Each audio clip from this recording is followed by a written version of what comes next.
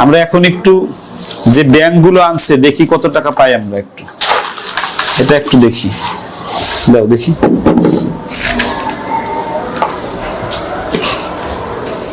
কাটি না তুমি কাটবা? আমি কাটবো।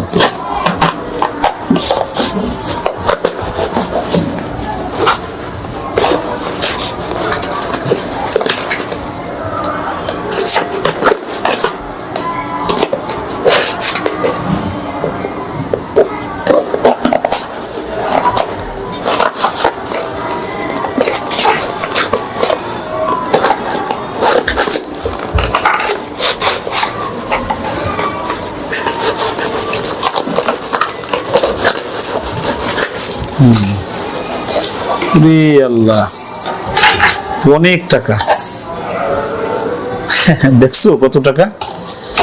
এটা এটা ভেঙে ফেলবো।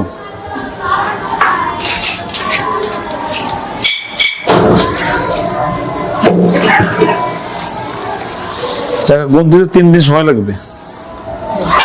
হ্যাঁ, সব 10 টাকার নোট।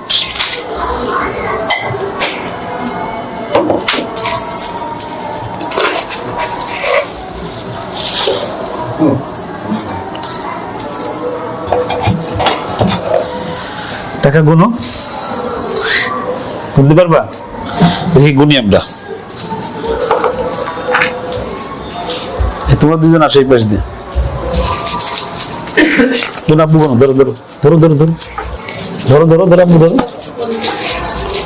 গুনতে বহু সময় লাগবে, অনেক সাধনার টাকা, বুঝছেন হালাদার ভাই? কিন্তু একদিন নেই, বহু দিন ধরে টাকা ছাড়ছে, বোঝা যায়।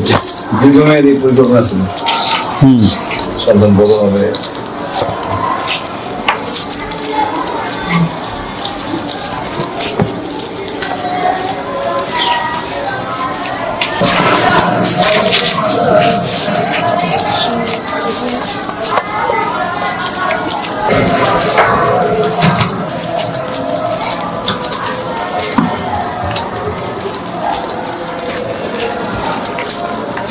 সুপ্রিয় দিন ও ভাই বোনেরা, কিছু কিছু ভাঙ্গা গড়ার জন্য হয়, আর অনেক ভাঙ্গাই ভাঙ্গার জন্য হয়।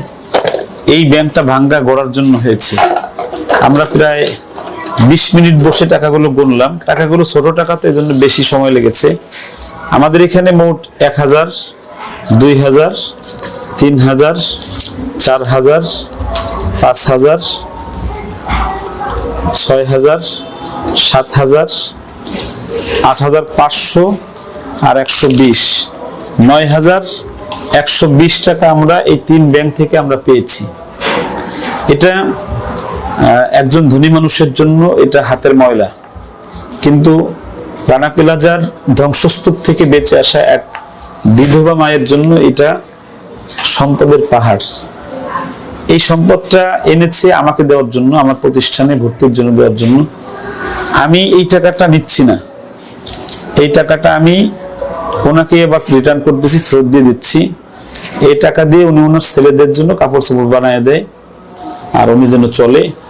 আমি ছেলেদেরকে লেখাপড়া শিখাবো, আমি ফ্রি খাওয়াবো, আমার সাধ্যমতো কাপড় চাপড় দেবো। উনি নিজে একটা চাকরি করবে, ওখান থেকে যতটুকু পায় এদেরকে লালন পালন করবে। আমি যে দায়িত্বটা আজকে নিচ্ছি, আর রায়হান ইন্টারন্যাশনাল মাদ্রাসা যে দায়িত্বটা নিচ্ছে, সেটা হলো এই 2 জন এতিম সন্তানকে যতদিন লেখাপড়া করবে এতদিন আমরা তাকে খাওয়াবো, পড়াবো, লেখাপড়া করাবো। এতে আমাদের প্রতি মাসে 18,000 টাকায় 2 জনের পিছনে খরচ হবে। এই টাকাটা কোথা থেকে ব্যয় হয়? এই টাকাটা রায়হান ইন্টারন্যাশনাল মাদ্রাসা একটা ছাত্রের কাছ থেকে মাসে 9,000 টাকা নেয়, সর্বনিম্ন 12,000 টাকা ভর্তি ফিস নেয়। এই টাকা থেকে কিছু টাকা থেকে যায়। এই টাকার বড় একটা অংশ, 70 থেকে 80% টাকা আমরা এই ধরনের যারা পৃথিবীতে কেউ নেই তাদের পিছনে আমি ব্যয় করি, অর্থাৎ আমার টাকা। এরপরেও অনেক ভাই এতিমদের পিছনে খরচ করতে চায়, সঠিক জায়গা পায় না।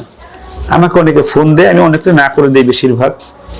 যদি কেউ স্বেচ্ছায় এসে আমাদের এখানে এতিমদের মাথায় হাত দিয়ে টাকা দেয়, আমরা সেই টাকাটা আমরা নিই। আপনাদের কাছে আমি দোয়া চাই, আমি অনেক ধনী হতে চাই না, এতটুক টাকা চাই যেই টাকা দিয়ে আমি 500 বা 1000 এতিম লালন পালন করতে পারি এবং তাদেরকে কোরআন শিখাতে পারি। এতটুক টাকা যেন আল্লাহ আমার কাছে পাঠায়, ব্যবস্থা করে দেয় আল্লাহ। আপনাদের সকলের নেক দোয়া চাই। আমি আপনাদের উদ্দেশ্য করে বলছি, যারা এই ভিডিওটি দেখবেন, আপনি মাসে 5000 টাকা রোজগার করেন, এই 5000 টাকা থেকে আপনি 100 টাকা হলেও আপনার পাশের একজন দুস্থ অসহায় বা এতিমের পিছনে ব্যয় করেন। এতে আপনার লাভ কি?